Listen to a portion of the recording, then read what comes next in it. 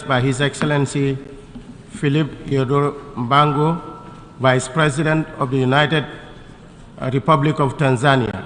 I request protocol to escort His Excellency.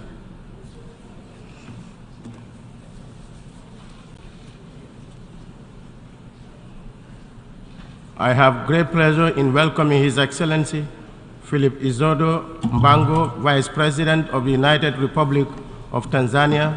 I invite him to address the Assembly.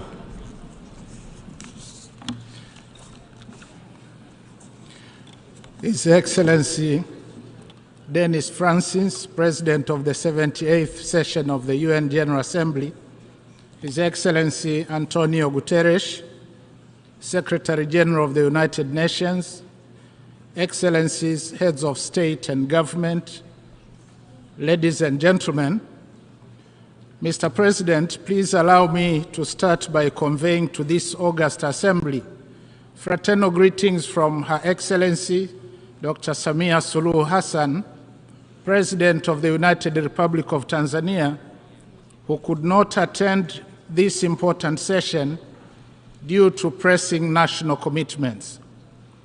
It is a great honor and privilege to address the Assembly on her behalf and for the people of my country.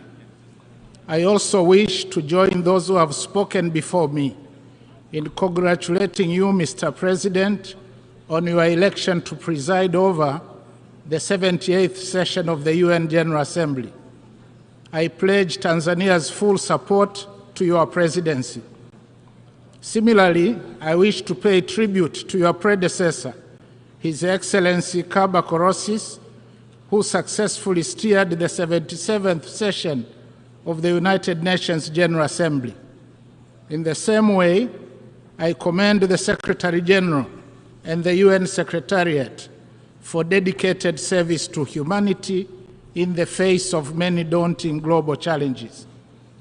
Mr. President, this year, the Assembly is meeting specifically in search of rebuilding trust and reigniting global solidarity.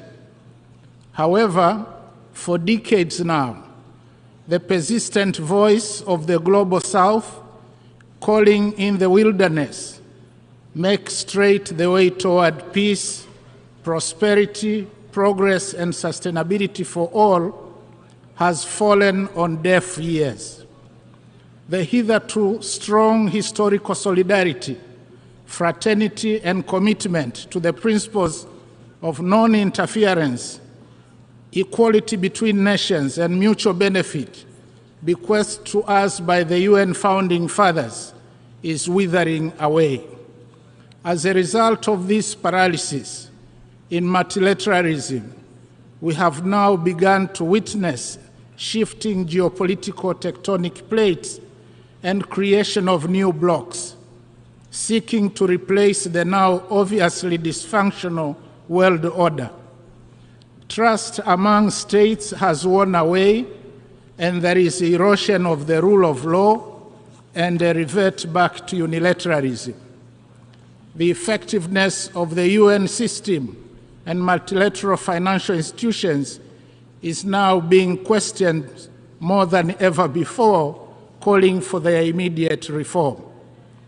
All this is happening at a time when the world is reeling from the aftershocks of the COVID-19 pandemic, relentless wrath of climate change, horrendous armed conflicts, global food insecurity, looming energy and debt crisis, as well as stubborn poverty and growing inequality.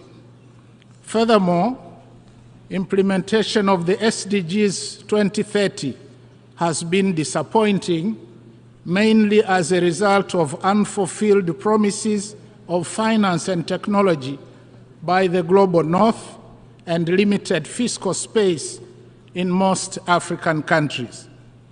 In order to rebuild trust, it is imperative that the global north walks the talk on its promises and listens to the voices of the global south.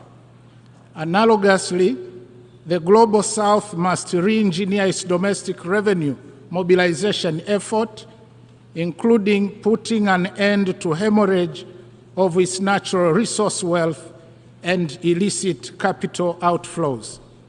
Mr. President, peace is undeniably a prerequisite for achieving the 2030 Agenda for Sustainable Development. Ironically, even in this 21st century, some nations are still firing guns and missiles at each other. However, the fact is that massive production of weapons and skyrocketing military spending on armed conflicts is compromising the promises we all made to the most vulnerable among us, that is, children, youth, women, and the poor, to build a better, prosperous world and create opportunities for all, leaving no one behind. In this regard, Tanzania highly commends the United Nations for its tireless efforts in maintaining international peace and security. We applaud the Secretary General's new Agenda for Peace, unveiled on 20th July 2023, which provides a greater vision for multilateral efforts towards peace and security on the basis of international law. I therefore implore each one of us in this Assembly to give due consideration to the priorities stipulated therein, for they resonate very well with the spirit and essence of the theme of this Assembly. Mr. President, Tanzania remains fully committed and ready to work with the UN family in maintaining global peace and security to make the world a safer place to live in, not only for us, but more importantly, to the generations to come. Tanzania firmly believes that the world needs to invest more in dialogue and diplomacy to prevent and resolve armed conflicts. Wars and confrontations must be avoided at all costs, because in war everyone loses, including the non-warring parties. In this regard, Tanzania has and will continue to contribute to peacemaking and peacekeeping efforts in Africa and elsewhere in the world. As of March 2023, Tanzania stood as the 12th largest contributor among 125 countries in UN peacekeeping missions.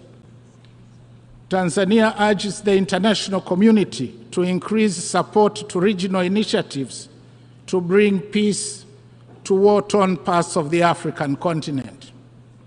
Those who participate in fueling conflicts in Africa, either for the purpose of profiting from arms trade or access to blood mineral wealth, should be tracked and condemned openly by the United Nations.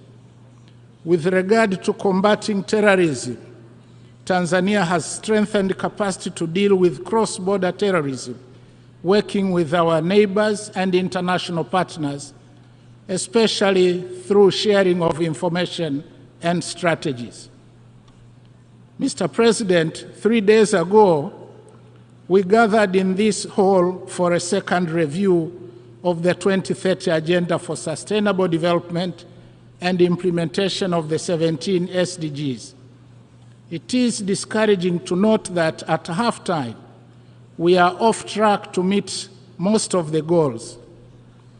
The UN Secretary General's Progress Report reveals that a mere 15% of the 140 targets are on track, while a staggering 37% have either stagnated or even regressed from the 2015 baseline. This underperformance calls for supercharged implementation and partnership, especially prioritizing to scale up investment in people. Mr. President, Tanzania is fully committed to implement the SDGs as envisaged. In July this year, Tanzania presented its second voluntary national report, which shows that overall, there has been significant progress with respect to SDG 2 to 7, as indicated by an increase in food sufficiency ratio, availability of essential medicines, decline in under 5 mortality, increase in pre- and primary gross enrollment rates, significant milestones in pioneering gender equality, improved water supply coverage in urban and rural areas, as well as population connected to electricity. However, only moderate performance has been recorded for SDG 1, 8, and SDG 10. To ensure successful implementation of SDGs, Tanzania is determined to take actions to improve further the domestic revenue effort while capitalizing on PPPs. We are also prioritizing investments in the social service sectors, agriculture and agribusiness, value addition and infrastructure, as well as uplifting of skills for the youth. In addition, harnessing science, technology, and innovation is also key to hastening implementation of the SDGs. Mr. President, climate change has now become the world's greatest threat. Recent natural calamities, which have devastated parts of some countries around the world, amplify the horrible effects of climate change. And on this note, Tanzania offers deepest condolences to the governments and the people of Libya and the Kingdom of Morocco for the loss of lives and properties caused by floods and earthquakes. Furthermore, the latest assessment report of the Intergovernmental Panel on Climate Change sounded an alarming reality that the world is off track, the 1.5 degrees Celsius limit agreed in Paris. Disturbingly, the report indicates that Africa is warming at an accelerated pace, outstripping the global rate. As such, climate change has and will continue to adversely impact Africa and hamper its progress. Tanzania, therefore, reiterates its call for urgent and concerted actions by all nations to cut down greenhouse gas emissions and strengthen mitigation and adaptation measures. Together, we must create an enabling environment and facilitate investments needed to unlock resources for scaling up implementation of our climate commitments and decarbonization of the global economy. We, the global community, must act with urgency. Tanzania also reiterates its call for a fair and just clean energy transition for Africa. Mr. President, unilateral coercive measures have serious adverse effects on the targeted economies and innocent lives, especially of women and children, the very people we have committed not to leave behind. Tanzania remains steadfast in its opposition to injustice, wherever it is committed and by whoever. We stand against the imposition of unjust economic sanctions and other unilateral coercive measures that undermine sovereignty and prosperity for all. Likewise, we continue to stand in solidarity with our brothers and sisters who continue to be denied their rights to self-determination and those living under occupation or domination. We call for the lifting of unjust sanctions and an end to the occupation or subjugation.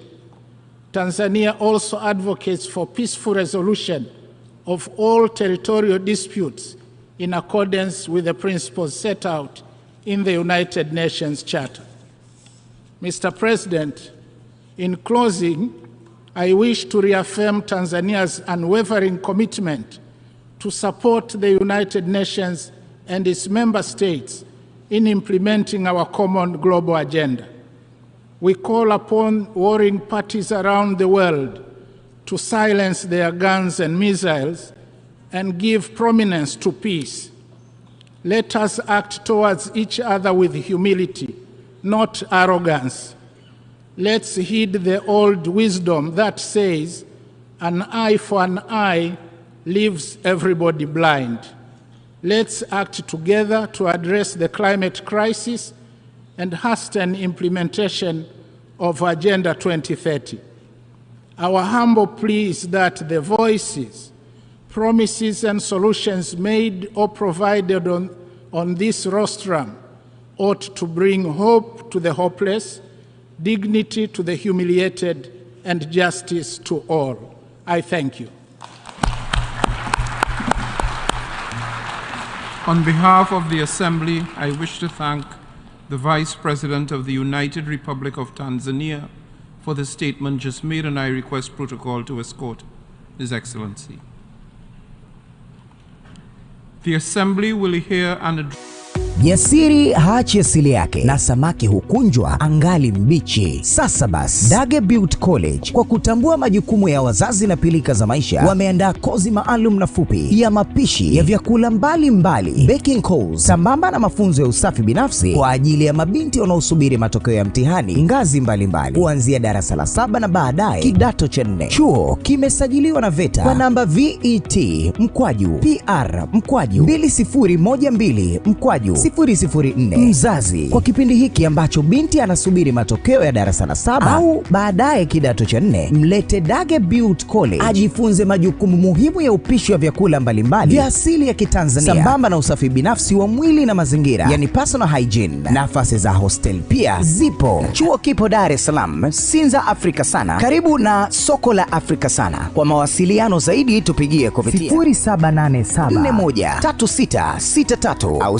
0743888181 na 0713413663. Dage Built College, kesho bora inaanza leo.